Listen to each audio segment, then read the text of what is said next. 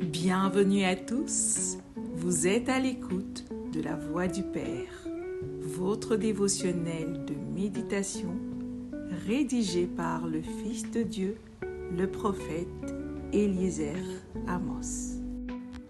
Le thème d'aujourd'hui est « Ce que vous voyez, c'est ce que vous obtenez ». Vous n'obtenez que ce que vous voyez, nous dit Hébreux 11 au verset 1.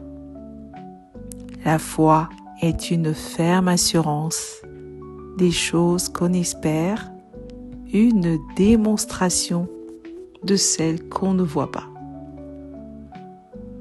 Voici donc une explication simple de la foi. Vous devez avoir l'assurance que vous possédez des choses que vous espérez. En d'autres termes, vous devez en avoir le titre de propriété. Or, ces choses que vous espérez ne sont pas visibles ou manifestes dans le règne physique. Sinon, on ne parlerait pas d'espérance. Les choses espérées ne sont visibles que dans la dimension de l'imagination. Donc, avoir l'assurance des choses espérées, c'est avoir une représentation claire de ces choses imprimées dans votre imagination. C'est saisir une illustration interne, précise, de vous en possession des choses espérées. Faire de cette imagination votre réalité et agir en conséquence. Vous devez donc avoir dans votre imagination une image claire de vous possédant déjà ce que vous espérez posséder. Alors cette conviction basée sur l'image que vous avez attrapée avec vos yeux intérieurs devient une démonstration des choses qu'on ne voit pas. Ainsi, une fois ces réalités pleinement conçues par la puissance du Saint-Esprit à l'œuvre en vous, elles se manifesteront dans le monde physique. Plusieurs ayant pourtant la définition de la foi opèrent hors des principes de la foi, sans s'en rendre compte. 2 Corinthiens 5:7 dit « La foi voit ».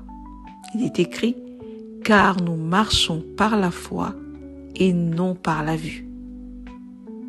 C'est par la foi qu'Isaac bénit Jacob et Ésaü ont vu des choses à venir. On peut le lire dans Hébreux 11 au verset 20. Donc par la foi, vous arrivez à voir ce que vos yeux physiques ne peuvent percevoir. C'est pourquoi votre vue peut vous qualifier ou vous disqualifier à manifester ou posséder l'objet de votre désir. Nombre 13 raconte comment Dieu a ordonné à Moïse d'envoyer un homme de chaque tribu pour espionner le pays de Canaan. Ces 12 hommes devaient s'infiltrer dans la terre promise comme espions, puis faire un rapport à Moïse. Lorsqu'ils sont revenus au camp des Israélites, avec le rapport de leur expédition, ils ont tous confirmé que la terre de Canaan était un pays magnifique, une terre où coulait le lait et le miel, et ont même présenté certains de ses fruits comme preuve.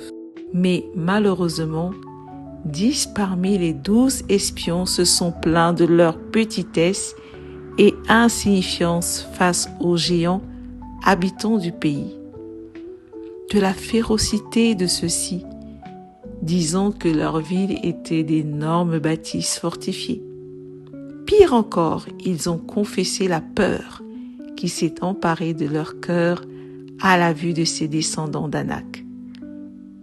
le géant, disant qu'ils étaient comme des sauterelles face à eux. Ce mauvais rapport à propos de la terre promise a suscité le découragement dans le cœur des Israélites. Mais 2 d'entre les 12 espions, Caleb et Josué, des hommes de foi, avaient un rapport et un discours différents. Ils ont vu les victoires promises par Dieu et les possibilités qui s'offraient à eux malgré ce qui semblait y faire obstacle dans le physique. C'est pourquoi ils ont interrompu le peuple en disant, on peut lire dans Nombre 13, versets 30 et 14, verset 9, « Montons, emparons-nous du pays, nous y serons vainqueurs. Ne vous rebellez pas contre Dieu et n'ayez pas peur de ces gens. Ils nous serviront de déjeuner. Ils n'ont aucune protection et Dieu est avec nous. N'ayez pas peur d'eux. » Par la suite, Dieu a déclaré que toute cette génération, seuls Caleb et Josué, devaient voir et profiter de la terre promise. Mais ceux qui avaient été pessimistes n'y entreraient pas. Dans Nombre 14, verset 30, il est dit « Vous n'entrerez point dans le pays que j'avais juré de vous faire habiter, excepté Caleb, fils de Jephuné, et Josué, fils de Nun. » Ne soyez jamais intimidés par ce que vous voyez dans le règne physique. Que cela concerne votre santé, votre famille, vos finances, votre ministère ou autre. Décidez-vous de voir les choses selon la dimension de possibilités infinies, la dimension de la foi et de l'imagination. Voyez vos affaires prospérer. Voyez-vous gagner ce concours. Voyez-vous être promu dans cette entreprise. Voyez votre ministère croître. Voyez-vous concevoir et enfanter. Si vous avez une affaire et vous avez besoin d'un financement ou d'un contrat, vous devez voir ce financement ou ce contrat arriver à vous. Attrapez fermement cette image et vous en réjouir comme si c'était déjà fait.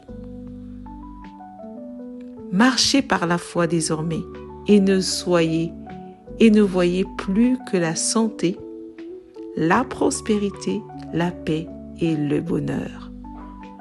Voyez à travers les yeux de l'âme, voyez à travers la parole, indépendamment des défis impressionnants qui pourraient vous parvenir.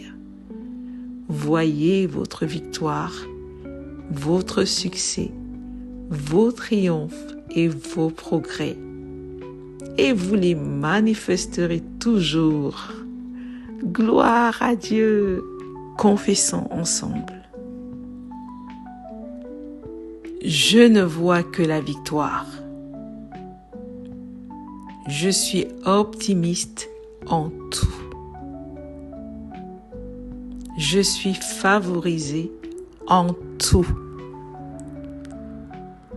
Je ne vois que des possibilités infinies.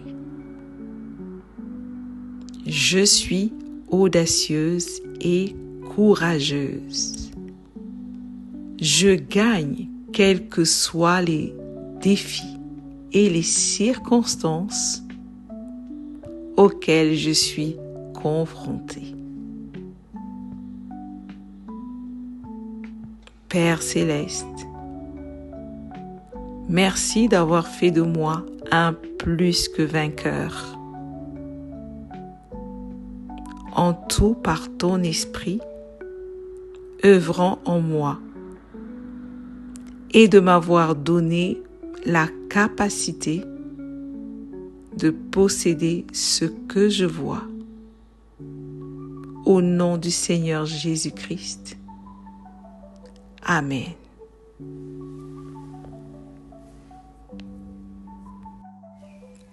Merci d'avoir médité avec la Voix du Père. Partagez-nous vos témoignages, vos questions et vos sujets de prière. Devenez partenaire de notre ministère et contribuez à diffuser la parole de Dieu jusqu'aux extrémités de la terre. Pour nous contacter, trône du Saint-Esprit@gmail.com ou plus 221 78 123 54 68. Que Dieu vous bénisse abondamment. Shalom.